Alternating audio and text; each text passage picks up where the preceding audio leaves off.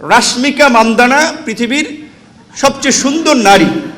আপনি এই বেগানা নারীর দিকে তাকাইলেন কিভাবে? সে সুন্দর, তার অবয়ব, দেহাকৃতি, এইটা আপনি দেখলেন কিভাবে? এই সমস্ত ভণ্ডামি এবং এই সমস্ত মানুষগুলো ইসলামকে বিতর্কিত করছে, ইসলামের নামে রাজনীতি করে আপনার মানুষকে বিভ্রান্ত করছে। এই বিষয়ে আমাদের সতর্ক থাকতে হবে। একজন সংসদ সদস্য পার্লামেন্টের তার সহকর্মী নারী সদস্যের বেশভূষা, তার দেহের বর্ণনা দিচ্ছেন। সেও একজন পার্লামেন্ট সদস্য। কোথায় দিচ্ছেন? ওয়াজের মাঠে এটা বক্তব্য। এইটা কি ইসলামের সৌন্দর্য না ইসলামের বাণী? সময়ের সাথে সাথে দেখা দেয় নিত্য নতুন প্রয়োজন। রেডি থাকতে হয় প্রতি মুহূর্ত। তাই এলো ইনোভার, যেন আপনি লাইফে থাকেন রেডি প্রতিদিন। Innova, designed for now.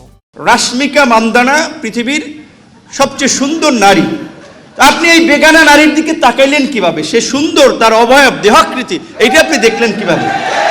এই সমস্ত ভণ্ডামি এবং এই সমস্ত মানুষগুলো ইসলামকে বিতর্কিত করছে, ইসলামের নামে রাজনীতি করে আপনার মানুষকে বিভ্রান্ত করছে। এই বিষয়ে আমাদের সতর্ক থাকতে হবে।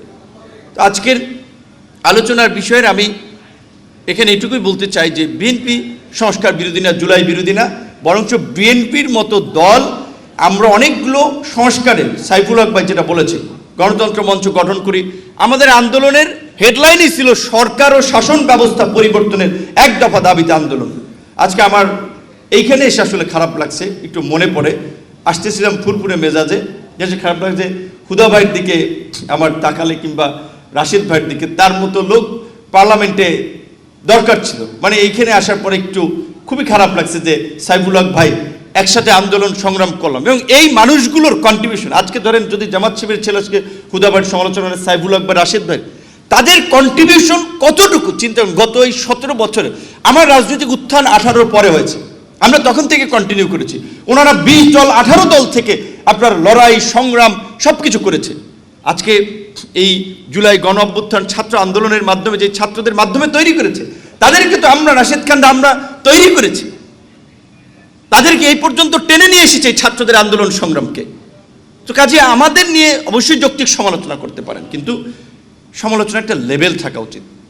অবশেষে আমি বাজেট দিয়েছি, বাজেট নিয়ে দুটো কথা বলে শেষ করতে চাই। আমার কাছে বাজেটের বক্তৃতার বইটা আছে। বাজেট বক্তৃতাই দিয়েছেন আপনার অর্থমন্ত্রী 4 ঘন্টা প্লাস সময় সংসদে।